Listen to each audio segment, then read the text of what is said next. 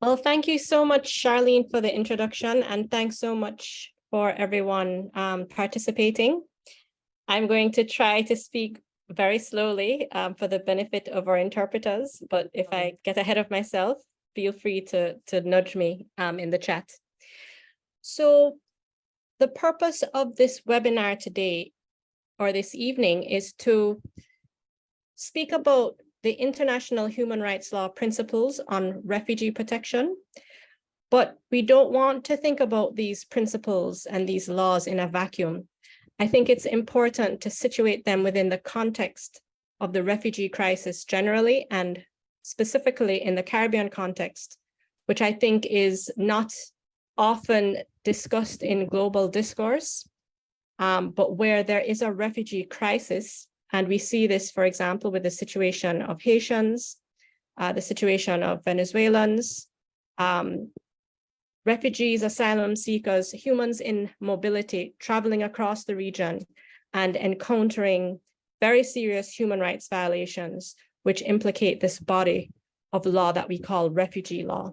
First, I will start with the sources of international refugee law. I will then go into a definition of key concepts. What do we mean when we say refugee versus asylum seeker versus migrant? What are the differences and what are the legal implications of these differences? Then I will look at the rights of refugees under international law. This is an extensive body of law, and this is just an introductory webinar. But what I hope to do is to spark interest and understanding about the types of laws that exist and the rights, where you can find them, so that we can have future discussions that go deeper into each of these rights. And then finally, if we have time, I will end with a critique of this body of international law that we're talking about, to see the ways in which it's deficient or even complicit in the underlying issues affecting refugees. So sources of law. So the first document is the 1951 Convention relating to the status of refugees. And this is the document, the most authoritative document on the status and protection of refugees. It has a 1967 protocol that just simply extends it in terms of the time period that it applies to. The 1951 Convention applying to situations before 1951, and the 1967 protocol relating to the period following 1951. I'll also talk about other international instruments that are relevant to refugee protection. And these are, your core human rights treaties, such as the International Covenant on Civil and Political Rights, which are not specifically dealing with refugees, but which set out a number of rights and also speak about the right to asylum. So in that respect, it does treat with, the issue of refugees, but it's not like a specialized treaty on refugees per se. And then finally, I will mention as well, regional instruments on refugee protection, because, Latin America does have a body of law that is significant. And I would even say which goes further in terms of its protection or definition of refugees than the 1951 Convention, which is a United Nations convention. I should also mention that there is a UN Refugee Agency. This agency serves as kind of like a focal point, or as they call themselves, a guardian of the conventions on the status of refugees. And importantly, the UN Refugee Agency has a presence in some jurisdictions where they help governments to translate refugee law into national laws to ensure refugees are protected. And in some cases, the UNHCR, the UN Refugee Agency, will actually help states to carry out the process of assessing asylum seekers and determining whether they qualify for refugee status, and helping states organize their administrative procedures to make sure that refugees get maximum protection. So, for example, in Trinidad and Tobago, the UN Refugee Agency has a presence there, and they help with the whole process of screening and determining refugee status. Okay, let's turn first to the 1951 Refugee Convention and its protocol. As I said, this Refugee Convention is the cornerstone of refugee law, and it provides the internationally recognized definition of a refugee and outlines the legal protection, rights, and assistance a refugee is entitled to receive. And so, when Pierre spoke about those issues with, passports being withheld, no interpretation services, arbitrary detentions, the Refugee Convention provides a framework of protection so that refugees can live a dignified life in their host territory. And so what Pierre is describing is totally inconsistent with that framework. And most importantly, the convention also places the responsibility for protecting and assisting refugees and asylum seekers squarely on states, which means that states are the ultimate duty bearers. And even, when Pierre was speaking about refugees being attacked by third parties, maybe unknown individuals and, issues of gender-based violence, even if these aren't state agents per se, the state still has a responsibility in terms of ensuring a safe environment and taking all of the measures necessary to protect refugees from violence from third parties. And so this concept of responsibility is very important, and I will look at it a little later in more detail. So let's look at the definition of a refugee under this 1951 convention. A refugee is someone who, owing to a well-founded fear of being persecuted for reasons of race, religion, nationality, membership of a particular social group, or political opinion, is outside of the country of their nationality and is unable to return because of that fear. And so I've highlighted the parts of this definition that are important. First, you have to have a well-founded fear. And second, that well-founded fear has to be linked to certain specific grounds. It's a fear of being persecuted, but not just for any reason, but these specific reasons related to race, religion, nationality, membership of a particular social group, or political opinion. And so the question I want to ask you is, what about people fleeing other circumstances, like a situation of generalized violence where, they can't say that they're being persecuted because of their race or, their religion. They can't say that they're being persecuted because they're a member of a particular social group, which I'll get into a little bit. But there is this situation of generalized violence or just widespread violation of human rights. Are they to be turned away when they come to seek protection? And so already we see a deficiency or a gap or a weakness in this definition of refugee. And this brings me to what we have at the regional level. In the inter-American system, meaning the system of human rights governing countries in the Caribbean and the United States, Latin America. But this hemisphere, we also have another instrument called the Cartagena Declaration.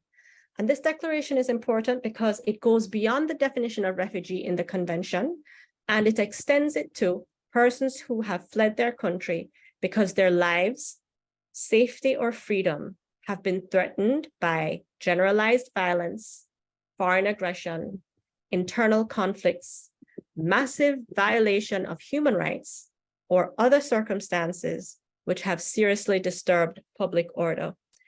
And you can already see and appreciate why this widening of the definition of refugee is extremely important, especially for the Caribbean context. And when we think about the situation of Haitians, for example, because even if they can't fit into a category such as race or political opinion, there is this situation of, generalized violence or massive violation of human rights that would capture their situation. It is now well understood, including by the UN, that the situation in Haiti is not appropriate for forced returns. And so the UN and other bodies have issued statements telling states that it is not appropriate to return Haitians to Haiti at this time, which means that if Haitians present at the border, it is not appropriate to do what countries across the Caribbean have been doing, which is to return them immediately without due process, just send them back on a plane to Haiti. That is a violation of international law, and anywhere in the Caribbean or the world where that's happening should be vigorously contested. And so what's the difference then between refugee, asylum seeker, migrant? Because we've been kind of using these terms interchangeably. When people flee their country and seek sanctuary in another country, they apply for asylum. And this is basically the right to be recognized as a refugee and then receive legal protection and material assistance.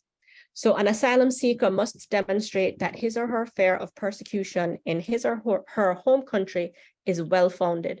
And remember, I spoke about the grounds, that the reasons for the persecution.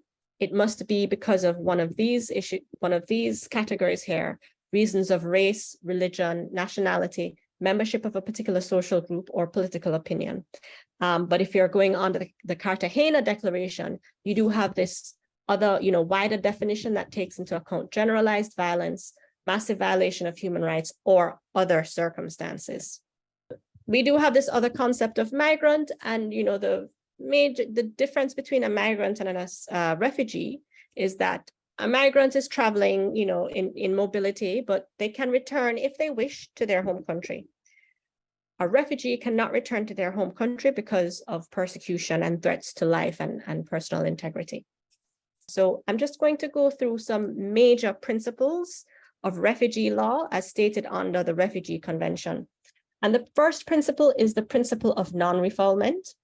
And this is in Article 33 of the Convention, but it really is what you call a rule of customary international law. The principle of non-refoulement is the most sacred principle under international refugee law. The most sacred principle. It is the cornerstone of the 1951 Convention. So according to the principle of non-refoulement, a refugee should not be returned to a country where they face serious threats to their life or freedom on account of race, religion, nationality, membership in a particular social group, or political opinion. So it is this principle that they should not be deported. When we're thinking about this principle, it's not only applying to, the very direct manner of returns where, you literally take people, refugees, and you deport them back to their country. You can't be negligent about it either, so you have to make sure that your apparatus for, administration and your immigration laws and the people executing these laws are organized in a way that the risk of refoulement doesn't even arise.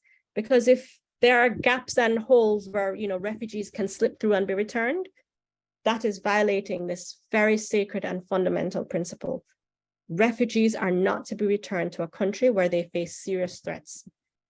They're not to be returned to a country if that country would likely return them to their home country where they're returning threats. In other words, this is just an ironclad principle, that cannot be circumvented. And I have to keep emphasizing it because it is so fundamental, but it is so routinely violated. So we have on the one hand the sacredness of it, and then on the other hand, the routine violation, which is just very unfortunate. But beyond the principle of non-refoulement, we also have other rights that are protected under the 1951 Convention.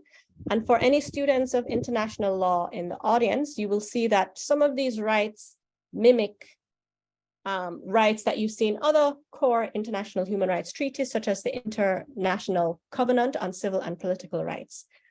But we have here the right not to be expelled. And Pierre, this one is particularly important, responding to what you've said. The right not to be punished for irregular entry, the right to non-discrimination. Pierre, you were talking about, everybody else was getting a work permit except for the Haitians. That raises the question of discrimination. The right to decent work. Again, Pierre, the right to decent work implies work permits to be able to work in the host country.